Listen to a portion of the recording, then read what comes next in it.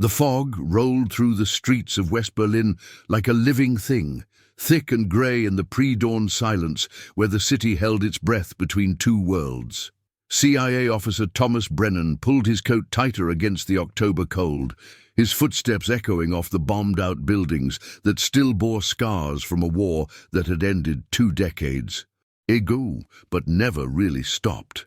He walked this sector every Tuesday and Friday, a routine patrol that usually yielded nothing more than cigarette butts and the occasional drunk stumbling home from the underground clubs. But this morning, something felt different, a weight in the air that made his instincts scream even before his eyes registered what waited ahead. Through the mist, a dark shape materialized against the chain-link fence that marked the boundary between freedom and surveillance, between west and east.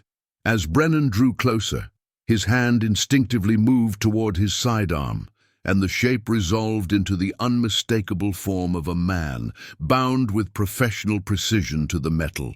Links, his head slumped forward in either unconsciousness or exhaustion. The note was pinned to the man's chest with a single rusted nail, and even from 3 feet away, Brennan could read the Cyrillic letters that spelled out a single damning word. His breath caught as recognition hit him like a physical blow. He knew this face, had sat across from it during debriefing sessions, had watched it transform from terrified to hopeful over the past 3 months.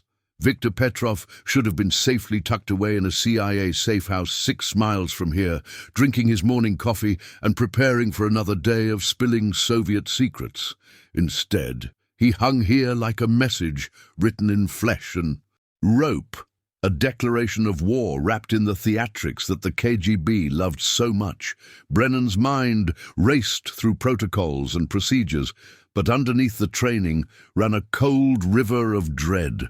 Someone had reached into their most secure operations and pulled out a defector like plucking fruit from a tree. Brennan's fingers trembled as he checked Victor's pulse, finding it weak but steady beneath skin that felt like ice wrapped in paper. The defector's eyes fluttered open, pupils dilated with pain and fear, and for a moment they simply stared at each other in the milky dawn light. Victor's lips moved soundlessly at first, cracked and bleeding from hours exposed to the elements, before a single word emerged in accented English that cut through the fog like a blade through silk. "Compromised," he whispered, and the weight of that word carried the collapse of months of careful intelligence work, the unraveling of networks, the exposure of operations that had cost fortunes and risked lives. Brennan worked quickly at the ropes, his trained hands recognizing the knots as military-grade, Soviet military to be precise, tied with the kind of efficiency that spoke of Spetsnaz training or KGB wet work specialists. Behind them, the city began its morning awakening with distant trams and factory whistles, ordinary sounds from an extraordinary place where normalcy was a performance. And everyone played their part in the great divided theater. Victor slumped against Brennan as the last rope fell away, his weight a physical manifestation of betrayal and consequence. "They knew everything," the defector managed between ragged breaths, his words fogging in the cold air between them. "My handler's name, the safe house address, the radio frequency for emergency contact, even what I ate for breakfast on Thursdays." Each detail he listed was another nail in the coffin of operational security, another confirmation that somewhere in the chain of trust, a link had corroded from the inside. Brennan supported Victor's weight and scanned the surrounding buildings with practiced in paranoia, knowing that whoever had orchestrated this theatrical display might still be watching through a telephoto lens, documenting the discovery, measuring the American response.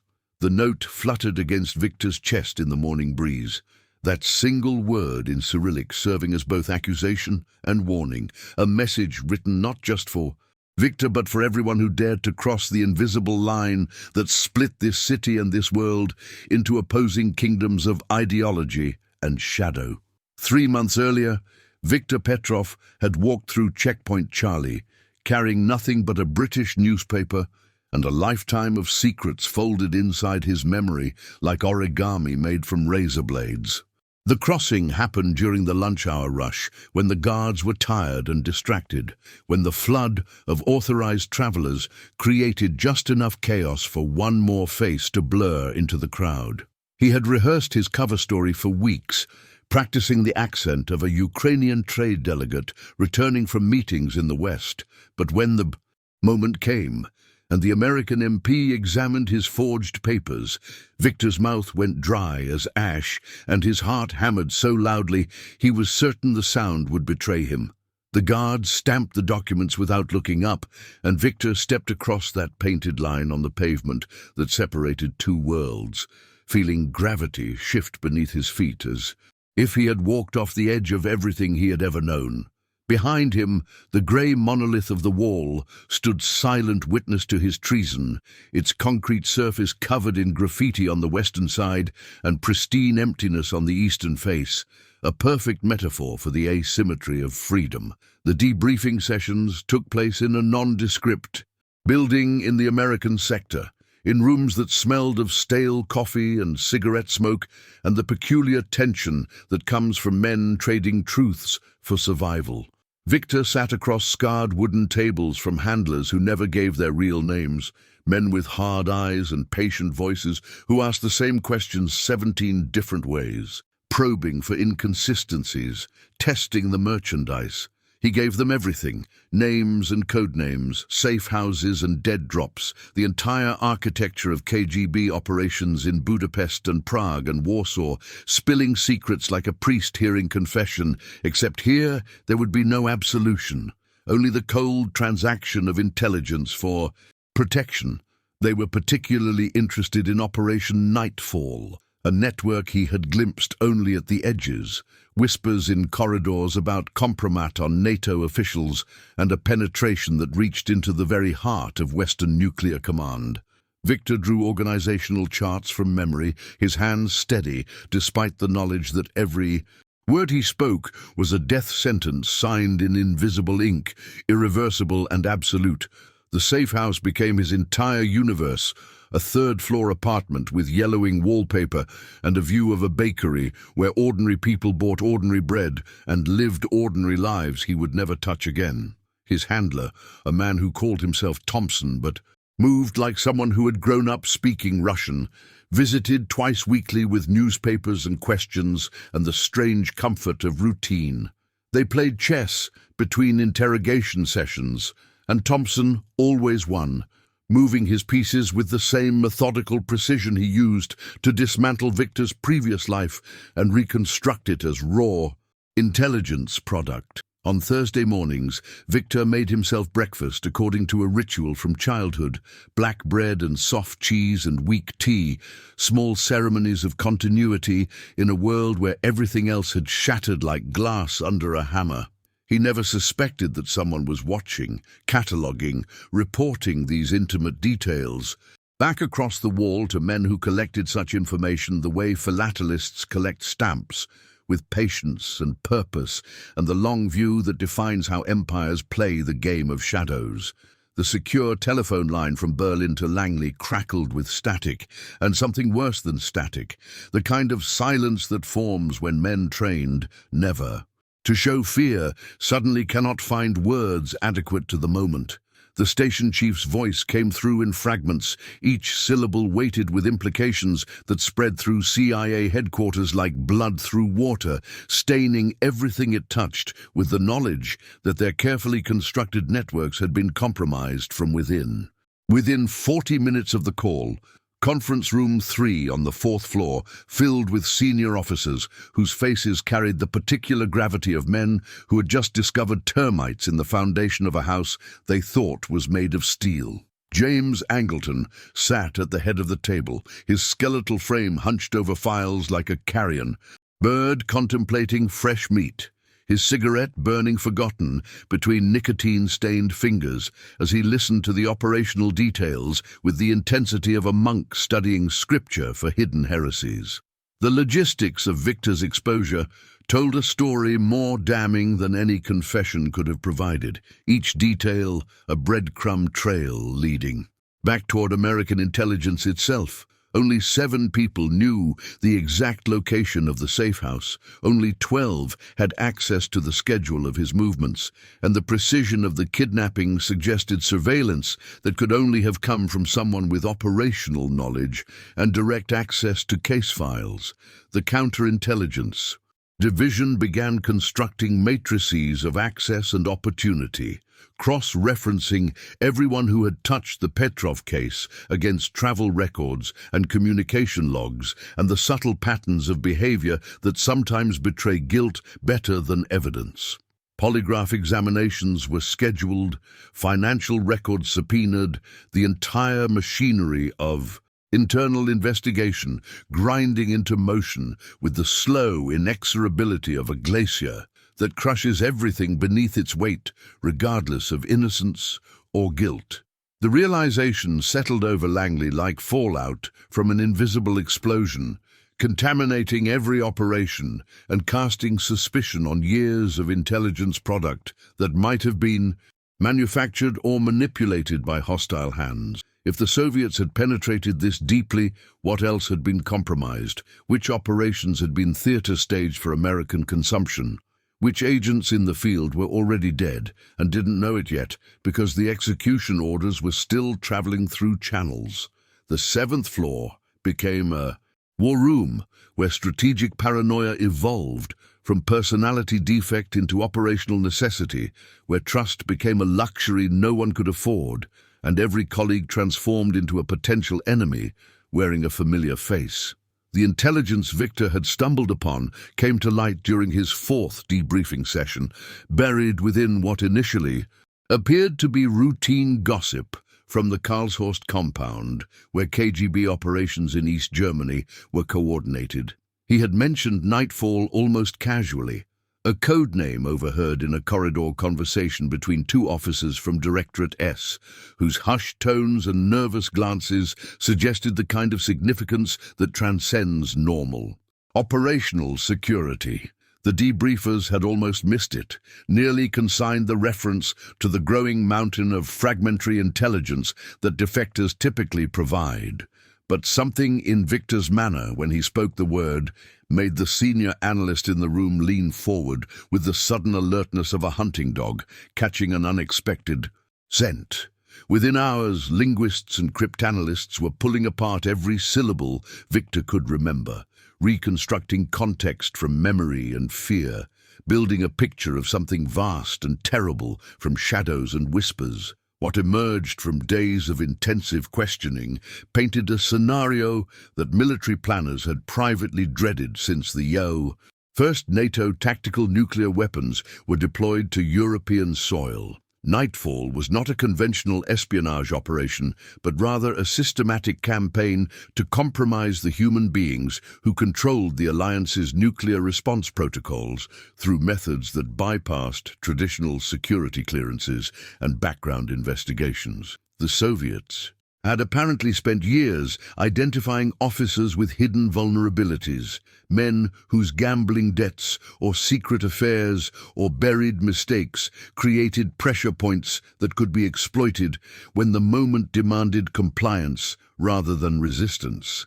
The goal was not to steal launch codes or technical specifications, but something far more insidious: to create a network of compromised individuals who could delay or confuse the command structure during a crisis, buying precious minutes that could mean the difference between deterrence and annihilation. The strategic implications spread through the intelligence community like poison through a water supply, contaminating every assumption about NATO's defensive posture and the reliability of systems everyone had believed were hardened against exactly this kind of penetration. Joint Chiefs representatives arrived at Langley with faces carved from granite, demanding answers that nobody could provide with certainty, wanting to know which officers might already be compromised and how far the contamination had spread through command structures that controlled weapons capable of ending civilization. Emergency security reviews were initiated across 3 continents. Careers were quietly ended without explanation.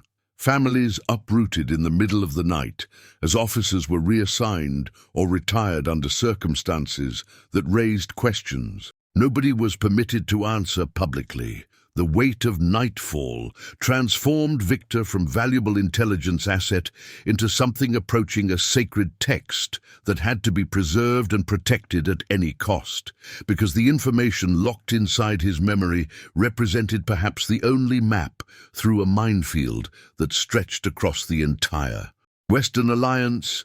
His safe house security was doubled and then doubled again. His handlers rotated on schedules designed to prevent pattern recognition, every precaution implemented with the desperate thoroughness of men who understood they were protecting not just one defector's life, but potentially the integrity of deterrence itself. That these precautions had failed so completely that Victor had been taken and displayed like a hunting trophy, despite every measure, spoke to capabilities and penetration that went beyond tactical compromise into something approaching checkmate. The first warning arrived on a Tuesday morning, slipped beneath the windshield wiper of his car while it sat in the Tempelhof district parking garage where he'd left it overnight after the long debriefing sessions that had consumed his life since finding Victor tied to that fence. The note contained no words, just a photograph of himself entering his apartment building, taken from an angle that suggested surveillance from the building opposite.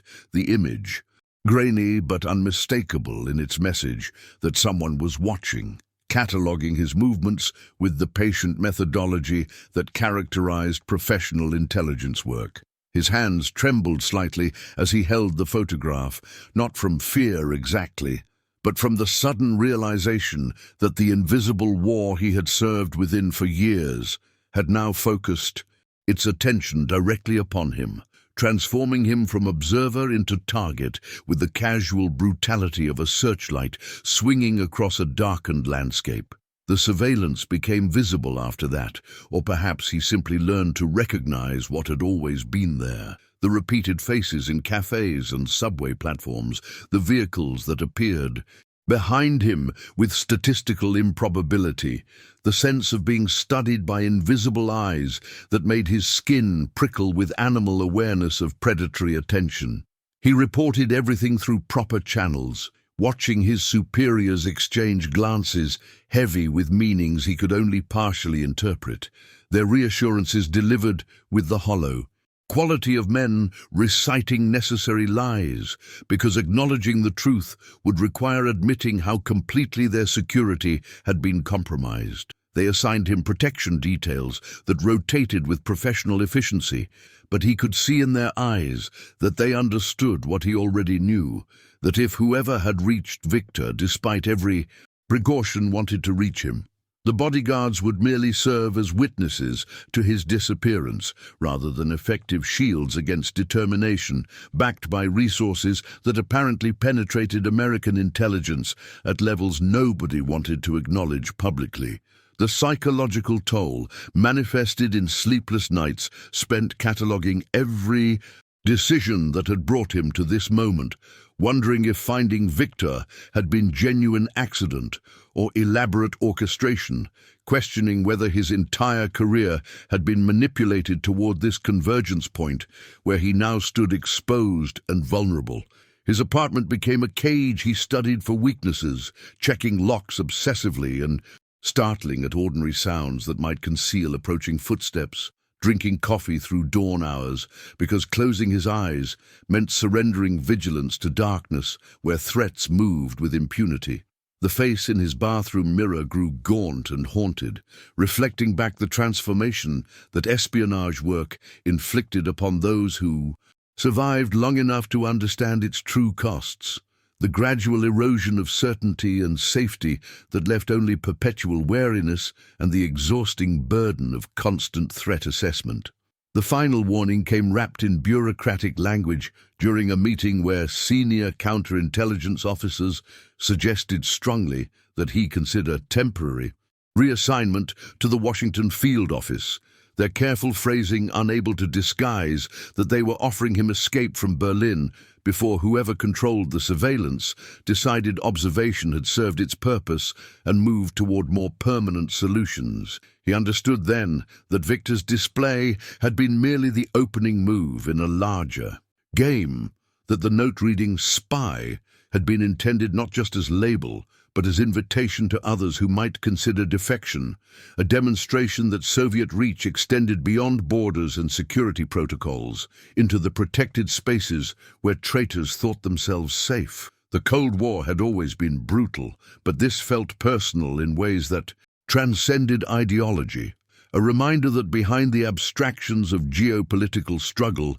existed individual human beings capable of inflicting calculated cruelty upon one another, with the methodical patience of craftsmen perfecting their terrible art. The breakthrough emerged not through sophisticated technical analysis, but through the patient, archaeological work of reconstructing Victor's movements during the hours before his capture, cross-referencing witness statements from shopkeepers and transit workers with grainy surveillance footage collected from cameras positioned along Karl Marx Alley and the surrounding eastern sectors.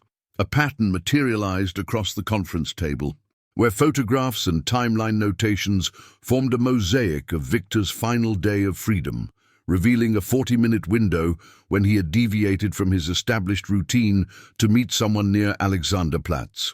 A rendezvous captured partially by an East German camera that recorded his profile alongside an unidentified figure whose posture and positioning suggested professional tradecraft rather than casual encounter. The CIA technical team enhanced the footage until they isolated a reflection in a shop window behind the two men, capturing enough detail of the mystery figure's face to run against their archives of known Soviet intelligence operatives working under diplomatic and commercial cover throughout divided Germany. The identification came back within 18 hours, delivered in a sealed folder marked with classification stamps that rendered its contents accessible only to the compartmentalized few who operated at the intersection of counterintelligence and active operations. The face belonged to Alexei Volkov, documented as a trade representative with the East German State Planning Commission, but flagged in American intelligence files as probable KGB Directorate S officer, one of the illegals who lived under manufactured identities so thoroughly constructed that they could withstand everything except the most intensive scrutiny. His legend extended backward more than a decade, a ghost who had entered West Germany through Austria in the early 1950s, carrying credentials that suggested Czech ancestry and business interests in industrial machinery, gradually establishing himself within the expatriate community while presumably fulfilling whatever intelligence collection and operational support functions Moscow Center had assigned to justify such elaborate long-term investment in a single asset positioned beyond the protective umbrella of diplomatic immunity. The case files revealed Volkov as a phantom who appeared peripherally in dozens of investigations without ever quite materializing into actionable target, a name mentioned in debriefings with other defectors who described him as a facilitator and courier operating between legal residencies under diplomatic cover and the illegal networks that existed in the shadows beyond official protection.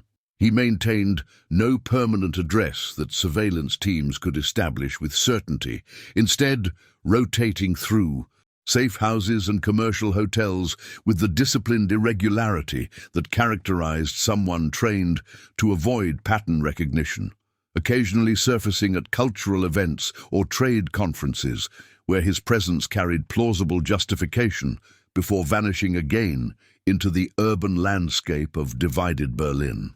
The accumulated evidence suggested an operator of unusual skill and patience, someone Moscow trusted with sensitive operations precisely because his decade of operational security demonstrated capabilities that elevated him above the average intelligence officer, grinding through routine collection assignments behind diplomatic facades.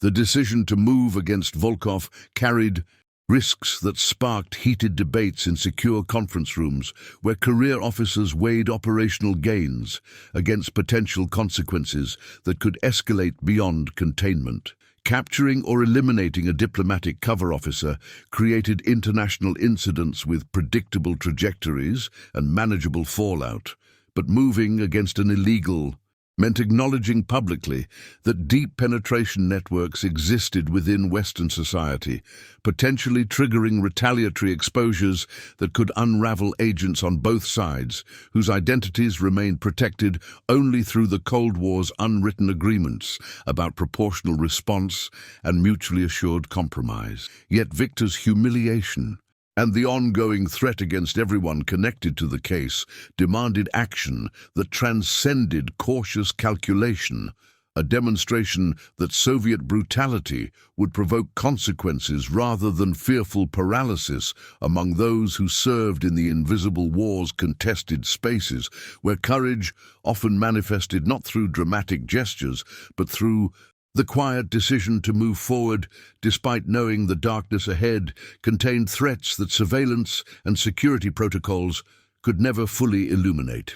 The note pinned to Victor's chest represented something far more insidious than simple identification or accusation, transforming a single act of brutality into psychological warfare that rippled outward through Western intelligence networks like poison, spreading through interconnected bloodstreams. Analysts recognized immediately that the Cyrillic word spy functioned as deliberately crafted theater, designed not merely to humiliate one defector, but to broadcast a chilling message across every safe house, every debriefing room, every clandestine meeting where officers whispered promises of protection to assets contemplating betrayal of their socialist homelands. The elegance of the operation lay in its economy, achieving maximum psychological impact through minimal resource expenditure, demonstrating that the apparatus possessed reach extending beyond diplomatic compounds and official channels into the supposedly secure spaces where defectors attempted to rebuild shattered lives under assumed identities and protective surveillance. The message resonated through headquarters with visceral clarity that transcended analytical assessment, touching something primal in officers who understood that their invisible war now included consequences extending beyond professional failure into realms of personal vulnerability, where families and friendships became potential targets in conflicts without declared boundaries or acknowledged rules. The calculated cruelty served multiple strategic purposes that counterintelligence officers mapped across whiteboards during emergency sessions where exhausted analysts connected vectors of influence and intimidation that transformed Victor from victim into weapon deployed against Western morale. Every defector currently under protection would hear about the note, would understand that Moscow Center viewed betrayal not as abstract ideological failure, but as personal offense demanding retribution that surveillance protocols and new identities could never fully prevent. The demonstration created hesitation precisely where intelligence services needed confidence, poisoning the recruitment pipeline by forcing potential assets to calculate whether Western promises of safety carried substance or merely represented comfortable lies told to extract information before abandoning sources to consequences that surveillance teams watching from parked vehicles could not ultimately prevent. The operation functioned as counterintelligence through terror, achieving deterrent effects without requiring repetition, single brutal example establishing precedent that would echo through every subsequent recruitment approach, where case officers attempted to convince frightened sources that crossing the ideological divide carried acceptable rather than catastrophic personal risk. The psychological warfare extended inward as well, targeting the officers themselves rather than merely the assets they cultivated through patient relationship building in circumstances where trust represented currency more valuable than any intelligence product. The note demonstrated penetration of networks supposedly compartmentalized against exactly such compromise, proving that someone possessed detailed knowledge of Victor's movements, protection arrangements, and the identity of officers involved in his handling. Every person connected to the case now operated under shadow of suspicion that transformed colleagues into potential threats, fragmenting the collaborative trust essential for counterintelligence work into defensive isolation, where information sharing became risk assessment rather than operational necessity. The paralysis served Soviet interests more effectively than any recruited agent could achieve, weaponizing paranoia until Western services consumed resources investigating themselves rather than pursuing operations against adversaries who understood that destroying institutional confidence required neither elaborate schemes nor extensive networks. Merely single demonstration that nowhere remained truly safe when the apparatus decided to demonstrate its reach through methods that defied comfortable assumptions about boundaries and restraint.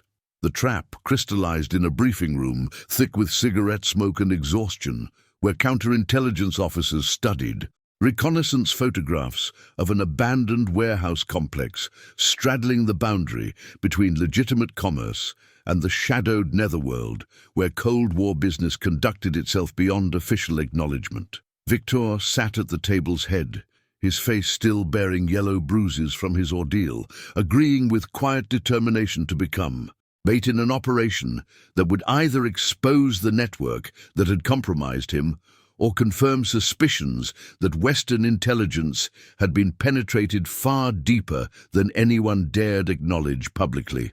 The plan required him to surface at a dead-drop location previously used for communications with his handlers, carrying documents suggesting he possessed evidence identifying the mole within CIA operations, information valuable enough that the opposition would risk exposure rather than allow such intelligence to solidize into actionable counterintelligence. Maps spread across the table showed sightlines, escape routes, surveillance positions in surrounding buildings where technical officers would monitor every approach through infrared cameras and directional microphones that transformed darkness into transparent hunting ground. The officer who discovered Victor volunteered for the advanced surveillance team despite warnings from superiors, who recognized that his connection to the case made him precisely the sort of target the opposition enjoyed eliminating to demonstrate operational reach. 3 nights later, fog rolled through the warehouse district like theatrical staging, reducing visibility to pools of amber streetlight that created islands of illumination in an ocean of industrial shadow, where shipping containers stood like monuments to legitimate trade. Concealing networks of covert movement, Victor walked the predetermined route with studied casualness that belied the weapons team, shadowing his progress from carefully selected positions where moonlight wouldn't betray silhouettes against rooflines and window frames. The dead drop location, a drainage pipe behind a textile warehouse shuttered since the previous winter, would force anyone retrieving the package to expose themselves for precisely 18 seconds, enough time for cameras to capture faces and for rapid response teams positioned 2 blocks away to seal escape routes before vehicles could reach the sector boundaries. Communications crackled through earpieces with whispered updates as Victor approached the location, his breath visible in cold air that carried the scent of coal smoke and river water, atmospheric elements that defined Berlin's divided existence more effectively than concrete barriers and guard towers. Movement registered on thermal sensors as shapes detached from shadows near the southern approach. Multiple contacts suggesting the opposition had committed resources beyond single courier, escalating the operation into confrontation that surveillance parameters could barely contain.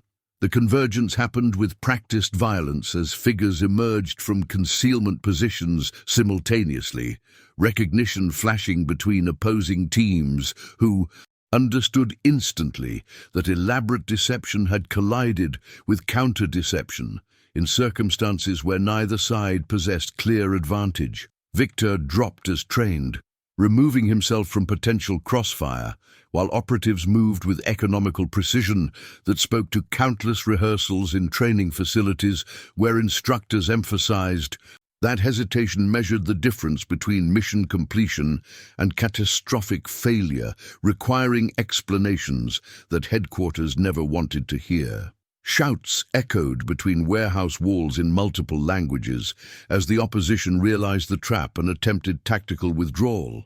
Their primary operative, a woman carrying credentials, identifying her as a cultural attaché, making decisive sprint toward a motorcycle positioned for exactly such emergencies. Pursuit vehicles roared to life as the rapid response teams abandoned concealment, headlights cutting through fog to illuminate a chase sequence that transformed industrial wasteland into kinetic battlefield where intelligence work revealed its fundamental violence beneath layers of diplomatic pretense and bureaucratic terminology.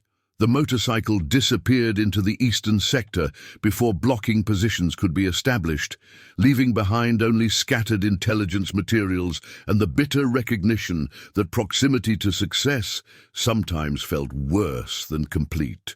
Operational failure. The aftermath unfolded in debriefing rooms, where officers reconstructed the engagement through recorded surveillance and testimony that revealed as many questions as answers. Confirmation that they had identified key operatives balanced against the frustration of having none in custody for the interrogation sessions that might have finally exposed the full network structure. Victor remained alive. The operation had prevented further compromise, but the mole within Western intelligence had received warning through the botched trap, likely already implementing exfiltration protocols that would remove them from reach before counterintelligence could narrow the suspect list. Two actionable conclusions. The identification came through signals intelligence. 3 weeks after the warehouse operation, intercepted communications revealing that a senior analyst in the NATO liaison office had maintained unauthorized contact with a known cutout operating from the Soviet trade mission in Brussels, connections that explained how Victor's location and the trap's parameters had been compromised with surgical precision. The mole, a career officer whose service record stretched back to occupied Germany's Reconstruction years, had already crossed into East Berlin through diplomatic channels before arrest warrants could be processed through the labyrinthine bureaucracy that governed Western intelligence cooperation. His defection left behind a devastated wife who insisted she knew nothing of his dual allegiance, children whose security clearances evaporated overnight, and a decades-long career that counterintelligence teams would now dissect for every operation he might have compromised, every agent he might have exposed, every strategic assessment he had quietly poisoned with calculated misdirection. The damage assessment filled classified volumes stored in vaults where institutional memory preserved failures alongside victories. Reminders that the intelligence war consumed lives with indifferent appetite, regardless of ideology or patriotic conviction. Victor disappeared into the witness protection apparatus that transformed defectors into permanent ghosts, relocated to a Midwestern American town where Soviet intelligence would theoretically struggle to reach him, though everyone involved understood that such safety existed more in procedural necessity than actual guarantee. His debriefings continued for months in safe houses where psychologists monitored the deterioration that accompanied permanent severance from language, culture, identity, watching a man gradually hollow out as the initial defection's adrenaline faded into endless exile's grinding reality. The intelligence he provided about Operation Nightfall led to quiet, diplomatic protests and the expulsion of 17 Soviet officials from Western Europe, victories measured in briefing papers rather than newspaper headlines, successes that remained classified decades after the Cold War's conclusion. Photographs from his old life went into archives alongside operational assessments, a human being reduced to file. numbers, and redacted paragraphs that future analysts would review without ever comprehending the actual cost of intelligence work conducted in history's shadows. The officer who discovered Victor tied to that fence received commendation buried in his personnel file, recognition that carried no public acknowledgement, no ceremony beyond a brief handshake from a deputy director who understood that espionage's real heroes rarely received parades or monuments. He continued working Berlin operations through the wall's eventual fall, watching the Cold War's architecture crumble, while knowing that the fundamental conflicts it represented had merely transformed rather than disappeared. Intelligence services adapting to new battlefields with the same ruthless efficiency they had always employed. His nightmares featured fog and warehouse districts, the sound of motorcycle engines disappearing into darkness, Victor's bruised face asking silent questions about whether defection's promise of freedom could ever compensate for everything that had been irrevocably destroyed in its pursuit. The incident became classified case study material, sanitized examples taught to new intelligence officers as cautionary tale about operational security, penetration vulnerability, and the psychological warfare component that made Cold War espionage as much about fear and demoralization as actual intelligence gathering. Lessons that sanitized the human wreckage into abstract strategic principles. What secrets do you think remain buried in those Cold War archives that governments still refuse to declassify? Subscribe to uncover more hidden stories from history's shadows.